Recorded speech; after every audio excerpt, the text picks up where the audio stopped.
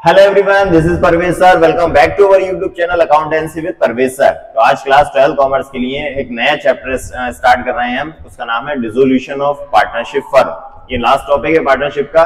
Partnership के सभी topic हमने अपने चैनल पे कवर कर दिए हैं। प्ले लिस्ट में आप जाकर चेक कर सकते हैं। क्लास 12 कॉमर्स की प्ले लिस्ट में आप देख सकते हैं जाकर, और जल्दी से जुड़ जाइए। अगर आप अभी अभी हमारे ग्रुप से शामिल हुए हैं, अभी अभी हमारे चैनल से जुड़े हैं, तो पर प्लीज जल्दी से सब्सक्राइब कर लें अकाउंटेंसी विद परवेज सर। हाँ, इंस्टाग्राम पर भी आप फॉलो कर लीजिए जल्दी से अकाउंटेंसी विद परवेज सर। तो आज का स्टार्ट करते हैं चैप्टर। आज हम डिसोल्यूशन ऑफ पार्टनरशिप। बहुत अच्छा टॉपिक है, पार्टनरशिप का लास्ट टॉपिक है। पार्टनरशिप जब बेसिक कंसेप्ट हमने स्टार्ट किया था जब ये क्लास 12 कॉमर्स में, तो उसमें reconstitution, basic concept, reconstitution, admission of new partner, retirement of partner, death of partner, ये सभी चैप्टर हमने कंप्लीट कर लिए हैं। आज पार्टनरशिप का क्लास 12 कॉमर्स के लिए लास्ट चैप्टर है पार्टनरशिप में डिसोल्यूशन ऑफ पार्टनरशिप फर्म। तो डिसोल्यूशन मींस, अगर हम हिंदी में बात करें तो इसको बोलते हैं साझेदारी फर्म का समापन। समापन मींस समाप्त हो जाना, फर्म का डिसोल्व हो जाना। क्या होता है फर्म का डिसोल्यूशन, आज हम सभी इन चीजों में पढ़ेंगे इस चैप्टर में। तो चलिए करते हैं स्टार्ट आज का क्लास। हम dissolution of partnership firm, partnership firm का ये डिसोल्यूशन हो रहा है, पार्टनरशिप फर्म यहाँ पर एंड हो रही है। तो क्या क्या प्रोसीजर होता है? तो सबसे पहली जो चीज होती है डिसोल्यूशन ऑफ पार्टनरशिप फर्म में, उसमें पहला जो अकाउंट बनाया जाता है वो उसको बोलते हैं हम रियलाइजेशन अकाउंट। ये रियलाइजेशन अकाउंट क्या है ये आज हम पढ़ेंगे इस क्लास में। साथ में पार्टनर्स कैपिटल अकाउंट के साथ पार्टनर्स कैपिटल अकाउंट भी बनता है, कैश या बैंक अकाउंट भी बनता है, पार्टनर्स लोन अकाउंट भी बनता है पार्टनर का। ये सारी चीजें इस चैप्टर में बनती है, लेकिन मोस्ट इंपोर्टेंट जो चीज है इस चैप्टर की वो है रियलाइजेशन अकाउंट। रियलाइजेशन अकाउंट में क्या क्या आता है ये सारी चीजें आज हम पढ़ते हैं।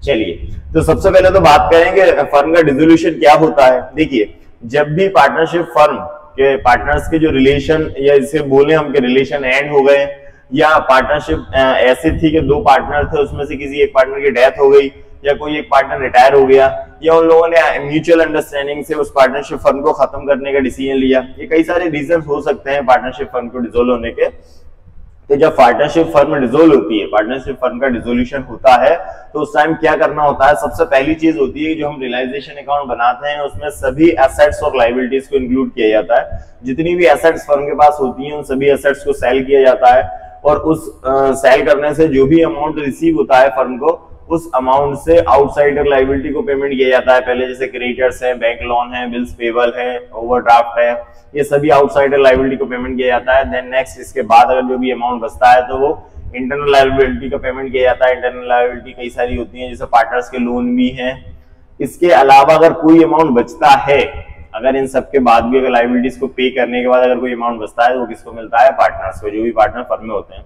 इस चैप्टर में हमें गुडविल का वैल्यूएशन नहीं करना है, गुडविल का किसी भी तरह का अकाउंटिंग नहीं होगी।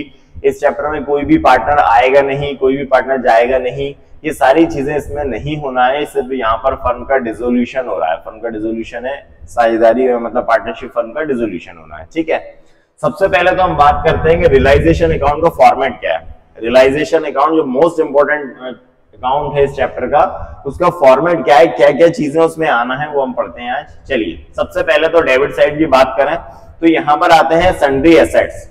एसेट्स कैश या बैंक को छोड़कर, मींस जब हम रियलाइजेशन अकाउंट में जो एसेट्स लिखेंगे, सन्ड्री एसेट लिखा है, इसमें कैश या बैंक नहीं आएगा। कैश या बैंक को छोड़कर जो भी एसेट्स दी होंगी वो सभी डेबिट साइड में आएंगी। ठीक, इसके अलावा जो एसेट्स हैं वो डेबिट साइड में आएंगी, और लायबिलिटीज जो होंगी वो कहाँ आएंगी? क्रेडिट साइड में। अब इस लायबिलिटीज में कौन सी? आउटसाइडर लायबिलिटी आएंगी। आउटसाइडर लायबिलिटी में जैसे क्या नहीं आएगा? पार्टनर्स की कैपिटल इसमें नहीं आएगी, पार्टनर का लोन इसमें नहीं आएगा।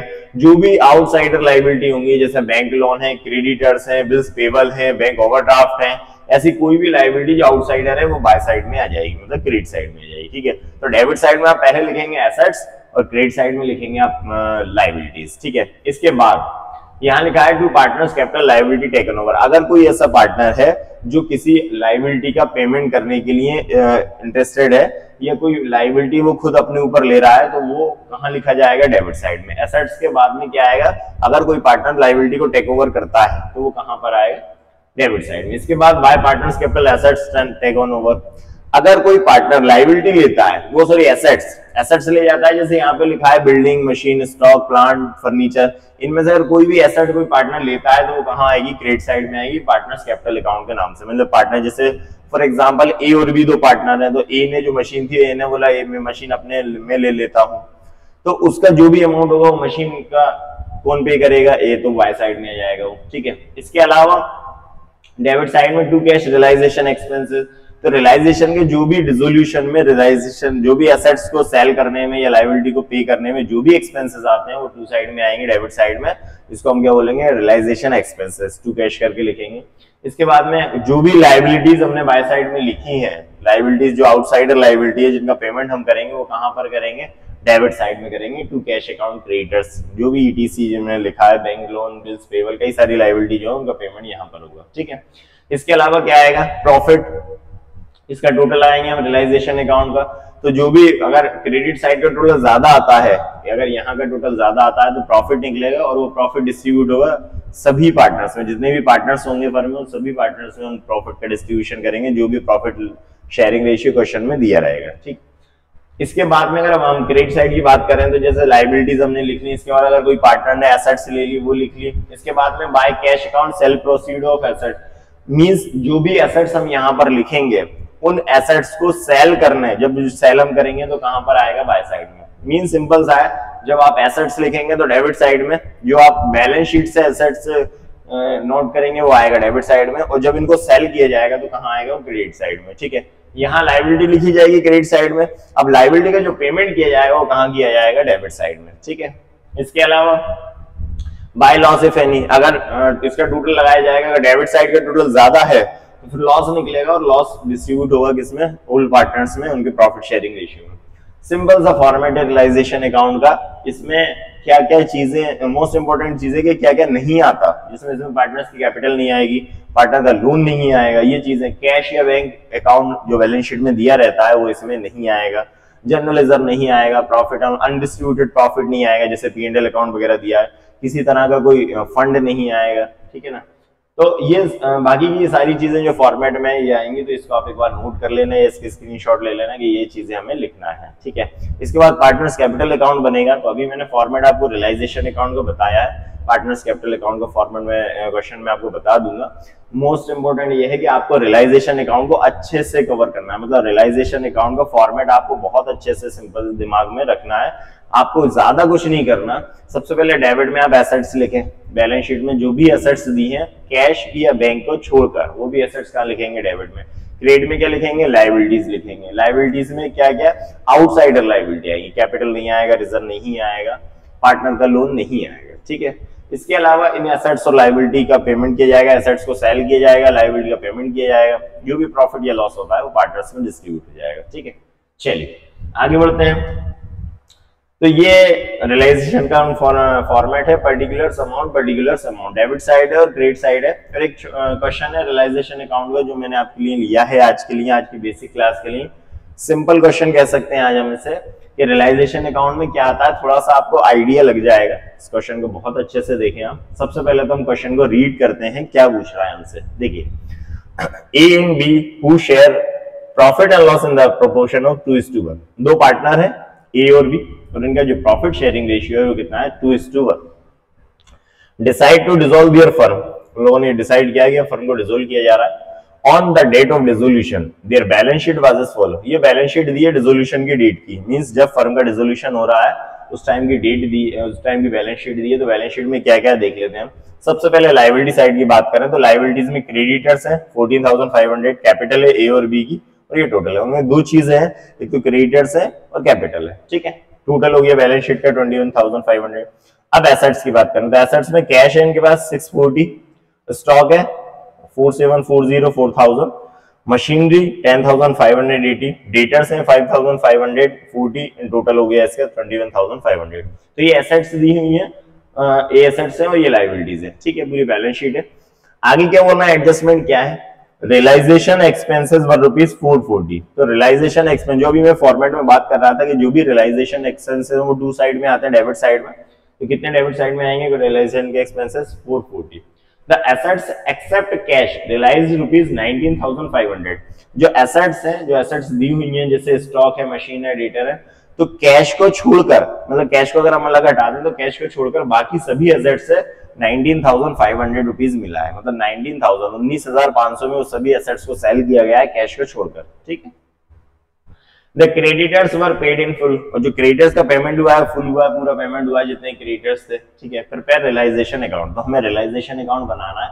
ये रियलाइजेशन अकाउंट का फॉर्मेट है। सिंपल सा रियलाइजेशन अकाउंट बनाना है। सबसे पहले आपको क्या करना है, डेबिट साइड में आपको एसेट्स लिखना है। ठीक है, कैश को छोड़कर। तो एसेट्स में क्या क्या है देख लेते हैं। सबसे पहले तो कैश दिया तो ये आएगा नहीं, कैश को नहीं लिखना आपको। स्टॉक, तो स्टॉक लिखेंगे, यहां आ जाएगा। चलिए इसको ले लेते हैं, पेन को हम इसको यहां ले लेते हैं। चलिए, तो सबसे पहले तो हम लिखते हैं स्टॉक, तो यहां लिखेंगे हम टू स्टॉक। स्टॉक कितना दिया हुआ है, 4740। ठीक है। इसके बाद ये मशीन, तो यहां लिखेंगे टू मशीनरी। तो मशीनरी कितना है, 10,580 रुपीज। ठीक है। इसके बाद डेटर्स हैं, तो यहां आ जाएंगे डेटर्स हैं 5,540। ठीक है, 5,540। ये हमने एसेट्स लिख ली कैश को छोड़कर, स्टॉक, मशीन और डेटर्स, ये तीनों एसेट्स हमने लिख ली डेबिट साइड में। इसके बाद में क्रेडिट साइड में लायबिलिटीज आएंगी, तो लायबिलिटी में आउटसाइडर लायबिलिटी क्रेडिटर्स है, यहां आ जाएंगे बाय क्रेडिटर्स। तो क्रेडिटर्स है 14,500 के, ये क्रेडिटर्स होगा। तो हमने एसेट्स लिख ली और क्रेडिटर लिख लिए। ठीक है। अब हमें क्या करना है, इन एसेट्स को सेल करने से जो भी पैसा मिलेगा वो कहां आएगा, बाय साइड में। तो ये बोल रहे हैं वो कि the assets except cash, cash को छोड़कर जो भी एसेट्स हैं उनसे रियलाइज हुआ है 19,500। तो यहां हम लिख देंगे बाय, जो भी एसेट से रियलाइज हुआ है बाय कैश अकाउंट। ठीक है। तो सन्ड्री एसेट्स हमें कितना मिला हुआ, 19,500। तो 19,500 मिला हमें इन सभी एसेट्स को सेल करने में। ठीक है। आगे बोल रहा है क्रेडिटर्स का पेमेंट फुल हुआ है, तो क्रेडिटर्स का पेमेंट कहां करेंगे, डेबिट साइड में, टू कैश अकाउंट। ठीक है। क्रेडिटर्स, तो क्रेडिटर्स का फुल पेमेंट क्या है, कितना, 14,500, ये मैंने अंदर लिखा। ठीक है। इसके अलावा जो रियलाइजेशन के एक्सपेंसेस है वो है 440, तो यहां लिख देंगे रियलाइजेशन एक्सपेंसेस 440। ठीक है ना, दोनों को ऐड कर लेते हैं हम, तो 0 4 4 5 9 4 1 14,940। तो एसेट्स कौन कौन सी दी थी हमें, स्टॉक, मशीन और डेटर, ये तीनों एसेट्स थी। इन तीनों को एसेट्स को सेल करने से हमें टोटल अमाउंट मिला है 19,500। ठीक है। इसके अलावा आउटसाइडर लायबिलिटी की बात करें, कैपिटल इसमें नहीं आती, कैपिटल नहीं आएगी। क्रेडिटर्स आउटसाइडर लायबिलिटी है 14,500। ये आउटसाइडर लायबिलिटी क्या होती है, जिनको पहले पेमेंट करना होता है हमें। ठीक है। तो क्रेडिटर्स है हमारे 14,500, इसके बारे में ये बोला था कि फुल पेमेंट करना है, तो फुल पेमेंट कर दिया हमने टू कैश करके क्रेडिटर्स 14,500। और जो रियलाइजेशन के एक्सपेंसेस है 440 है, 440 ये भी पे करना है हमें। इन दोनों का हमने टोटल लगा दिया। ठीक है, ये कंप्लीट हो गया हमारा। अब हम लगाएंगे इसका टोटल। चलिए इसको मैं यहां, चलिए इसको मैं टोटल यहां ले लेता हूं। ठीक है, इसका टोटल लगा दिया हमने। तो ये देखना है मैं कहाँ का टोटल ज्यादा है, इसमें दोनों तरफ पे कहीं का भी टोटल ज्यादा आ सकता है, डेबिट का भी ज्यादा आ सकता है और क्रेडिट का भी ज्यादा आ सकता है। ठीक है, तो पहले हम ये टोटल लगा के देख ले कहाँ का ज्यादा आ रहा है। मेरे को लग रहा है ये टोटल डेबिट साइड का ज्यादा आना चाहिए। चलिए दोनों का आपको रफ में लगाना है, आपको ऐसा नहीं करना कि सर आपने तो बता दिया हम कैसे, दोनों तरफ का टोटल आप रफ में लगाइए। चलिए पहले इसका लगाते हैं, तो 0 0 0। ठीक है, 4 8 4 12 16 16 4 20 पावर 2 9 9 5 14 19 19 9 28 पावर 2 6 6 5 11 11 4 15 पावर 1 1 1 2 एंड 3 35,800 35,800 तो यहाँ का टोटल है। ठीक है, अब हम यहाँ का लगा लेते हैं। ये सिंपल सा लग रहा है मुझे, 19,520 34, यहाँ का टोटल 34,000 आ रहा है। ठीक है ना, 0 0 5 5 10, 9 4 13 प्लस 1 14, 1 1 2 प्लस 1 3, ठीक है ना 14। तो कहां का ज्यादा है, डेबिट साइड का टोटल ज्यादा है, तो यहां लिख लेते हैं हम 35,800। यहां का टोटल लगाया हमने, इस टोटल को हम दोनों तरफ लिखेंगे 35,800। अब हमें क्या करना है, इस डेबिट वाले टोटल में से, ज्यादा वाले टोटल में से इसे माइनस करना है। तो 35,800 में से इसे माइनस कर देंगे, कितना जाएगा 0,0,810, ठीक है ना। तो सॉरी ये गलत हो गया, इसको 0 ही कर देता हूं मैं ऐसा। चलो तो कितना आ गया 1,800 लॉस आ गया। तो ये लॉस को हम यहां लिख देंगे 1,800 लॉस आ गया, ठीक है। इसको क्लीन कर देता हूं मैं। चलिए तो यहां लिखेंगे हम बाय नेट लॉस, ठीक है ना, नेट लॉस। तो ये ट्रांसफर होगा कहां पर, पार्टनर्स कैपिटल अकाउंट में ट्रांसफर होगा ये नेट लॉस। कौन कौन पार्टनर है हमारे, ए एंड बी। ए और बी दो पार्टनर है। इसको किस रेशियो में डिस्ट्रीब्यूट करना है हमें, 2:1 में। तो इसको 2:1 में डिस्ट्रीब्यूट कर देते हैं। यहां पे कर देता हूं मैं, आप रफ में कर लेना, यहां कर देता हूं। चलिए ए 1,800 इंटू 2/3 एंड बी 1,800 इंटू 1/3। 3 1 3, 3 6 18, 6 2 12, 1,200 इससे 6 से जाएगा, 3 6 18, कितना आ गया 600। तो यहां लिख देते हैं 1,200 एंड 600, ठीक है। इसको नोट कर लेना, मैं इसको क्लीन कर दे रहा हूं। चलिए तो ये रियलाइजेशन अकाउंट हमारा कंप्लीट हो गया। इसको मैंने थोड़ा नीचे लिख दिया, ऊपर ले लेते हैं 1,800, ठीक है ना। तो ये कंप्लीट हुआ हमारा रियलाइजेशन अकाउंट। ये रियलाइजेशन अकाउंट में एक बार और अच्छे समझ लें आप, हमने कुछ भी नहीं किया है। हमने सबसे पहले एसेट्स लिखी है डेबिट साइड में, कैश और बैंक को छोड़कर। कैश और बैंक नहीं लिखना आपको इसमें, ठीक है। बाकी सभी एसेट लिखी, स्टॉक, मशीन और डेटर 3 एसेट्स दी थी, ये तीनों हमने यहाँ लिखी, ठीक है। फिर यहाँ हमने बाय साइड में, क्रेडिट साइड में लायबिलिटी लिखी। तो लायबिलिटी में हमारे पास क्रेडिटर्स थे ओनली, तो हमने क्रेडिट साइड में क्रेडिटर लिख दिए, ठीक है। अब क्या किया, ये जो तीनों एसेट्स हैं इनको सेल किया, और इनको सेल करने से जो भी कैश आया वो बाय साइड में लिख दिया, क्रेडिट साइड में, बाय कैश अकाउंट करके। कितना 19,500, ये कैश आ गया, ठीक है। ये जो क्रेडिटर्स है इनका पेमेंट किया, तो पेमेंट कहां किया हमने, डेबिट साइड में, टू कैश करके। सेल करेंगे तो भी बाय कैश, पे करेंगे तो भी टू कैश, ठीक, तो टू कैश लिखेंगे। तो क्रेडिटर्स हो गया 14,500 और रियलाइजेशन के जो एक्सपेंस होगा 440 होगा। इन दोनों का टोटल लगा के यहाँ लिख दिया हमने, ठीक है। अब क्या किया हमने, दोनों तरफ का टोटल देखा। तो यहाँ का जो टोटल आ रहा था वो कितना आ रहा है 35,800। यहाँ का टोटल कितना आ रहा है 34,000। तो हमने 35,800 को दोनों तरफ लिखा, और इस डेबिट वाले टोटल में से ज्यादा वाला टोटल था उसे माइनस करके हमने क्रेडिट से माइनस किया, तो कितना बचा 1,800। और 1,800 को हमने दोनों पार्टनर्स में, ए और बी में डिस्ट्रीब्यूट कर दिया 2:1 के रेशियो में। तो 1,200 एंड 600 ये कंप्लीट हो गया। इसको आप नोट कर लें या इसके स्क्रीनशॉट ले लें। ये था हमारा फर्स्ट क्वेश्चन रियलाइजेशन अकाउंट का। डिसोल्यूशन ऑफ पार्टनरशिप फर्म में इस टाइप के ही क्वेश्चन आपको करना है, आप प्रैक्टिस करते रहें। और ये हमारा फर्स्ट क्वेश्चन था, यहां से आप स्टार्ट करें क्लास में पढ़ना। ये हम अपलोड कर दिया है, या ये मान लो आप क्लास 12 कॉमर्स की प्लेलिस्ट में आपको फर्स्ट पार्ट मिल जाएगा डिसोल्यूशन ऑफ पार्टनरशिप फर्म में, फर्स्ट पार्ट रियलाइजेशन अकाउंट का, ठीक है। नेक्स्ट वीडियो में फिर से नेक्स्ट क्वेश्चन लेकर मैं आता हूं रियलाइजेशन अकाउंट का। तो जुड़े रहिए आप हमसे, और प्लीज जल्दी से सब्सक्राइब कर दें अगर आपने अभी तक सब्सक्राइब नहीं किया है हमें, accountancy with Parvez sir YouTube पर। इंस्टाग्राम पे भी आप हमें फॉलो कर सकते हैं, अकाउंटेंसी विद परवेज सर, ठीक है। मिलता हूं नेक्स्ट वीडियो में आपको कुछ नए टॉपिक लेकर। तब तक आप पढ़ते रहिए और हमारे साथ जुड़े रहिए। Thank you and good bye.